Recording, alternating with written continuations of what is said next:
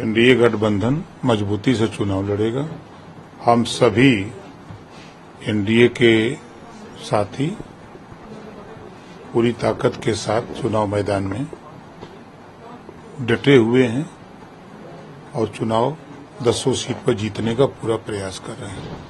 भागीदारी की बात कर लीजिए तो आप लोगों की बतौर सुभाषपा इस बार एनडीए के जो अभी जो उपचुनाव होगा उसमें क्या भागीदारी रहने वाली, क्या कोई सीट की डिमांड है या आप लोग मिलकर लड़ेंगे? नहीं, हमारी कोई डिमांड नहीं है। जो भी उम्मीदवार आएगा उसको पूरी ताकत के साथ हम लोग जिताने का काम करेंगे।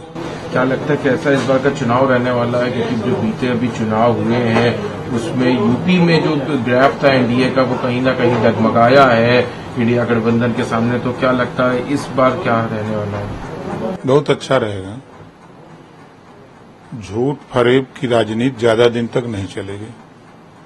कांग्रेस कार्यालय पर लोग चुनाव के बाद घेर लिए, खटाखट वाला झटाझट निकले और खटाखट पहुंच गए कार्यालय और रोते बिलखते लौट के घर चले गए। संविधान खतरे में है, दुहाई देने वाले लोग आज सामाजिक न्याय समिति की बात नहीं कर रहे हैं। कभी समाजवादी पार्टी के नेता की जबान से ये नहीं निकलता है कि सामाजिक न्याय समिति की जो रिपोर्ट है उसको लागू क्यों नहीं किया जाता है। सुप्रीम कोर्ट के फैसले पर उस पे अमली जामा पहनाने के लिए हिम्मत नहीं है बोलने की। एक सवाल और है, अभी इस पूरे चुनाव से मुताल्लिक जो सक्रियता है वो बीएसपी की बढ़ गई है। मायावती ने परसों भी प्रेस कॉन्फ्रेंस करी थी, कल एक बड़ी बैठक बुलाई, उस बैठक में जो पूरा चुनावी समीकरण है उस पर चर्चा हुई।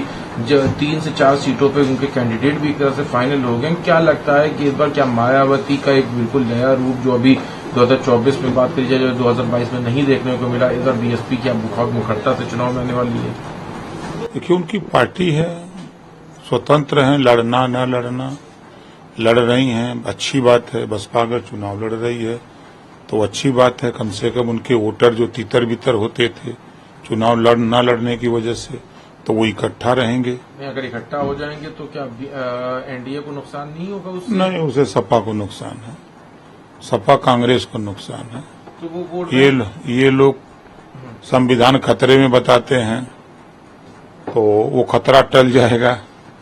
खटाखट जो देने की बात किए थे, अब जनता सवाल पूछ रही कि कहा भैया झटाझट हम लोग घर से निकले, फटाफट आपने ललकारा और लौट के हम लोग चले गए तो फिर आ गए दरवाजे पर। तो सवाल तो उनसे होगा, हम लोगों से क्या सवाल? तो क्या वो जो वोट बैंक था वो चुनाव में आप लोगों के साथ नहीं था, वो इंडिया गठबंधन के साथ चला गया था? बड़ी संख्या में गया था। क्यों गया था? संविधान बचाने और हर महीना 1 लाख लेने के लिए। तो अब नहीं जाएगा क्या वो? तो मिला कहाँ 1 लाख? जो सरकार उनकी नहीं बनी वो ये कह रहे हैं। कौन क्या कह रहे हैं? कांग्रेस कह रही है कि अगर हमारी सरकार बनी होती तब तो जहाँ सरकार है तो वहाँ क्यों नहीं लागू कर देते?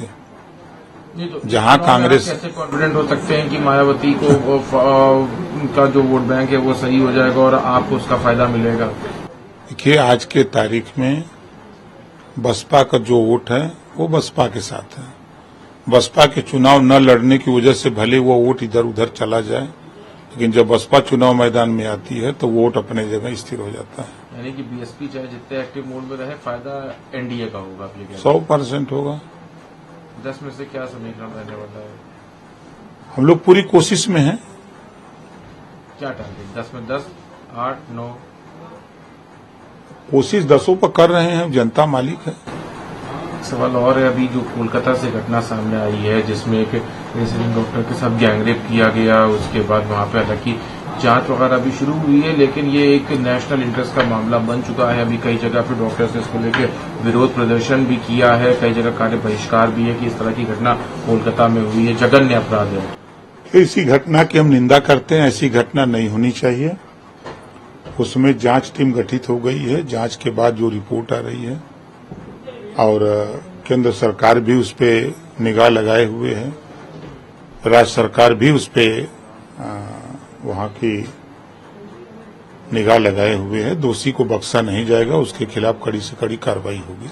तो केंद्रीय मंत्रियों का कहना यह है कि इस पूरे मामले में सीबीआई जांच होनी चाहिए, क्योंकि जो प्रथम दृष्टया पहले पुलिस ने बताया सुसाइड, फिर बताया मर्डर और फिर बाद में पता चला गैंगरेप, तो घटना छुपाने का भी जो प्रयास किया गया है राज्य की तरफ से, उस पर भी काफी सवाल खड़े हो रहे हैं कि राज्य की पुलिस ने पहले इसको घटना को छुपाने का प्रयास किया।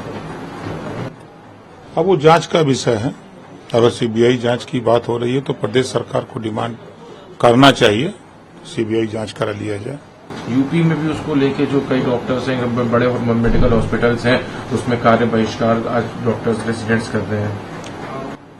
भाई मेडिकल एसोसिएशन अगर उनके ऊपर घटना है उनके किसी साथी के, तो उसको लेकर के वो लोग कर रहे हैं तो अच्छी बात है।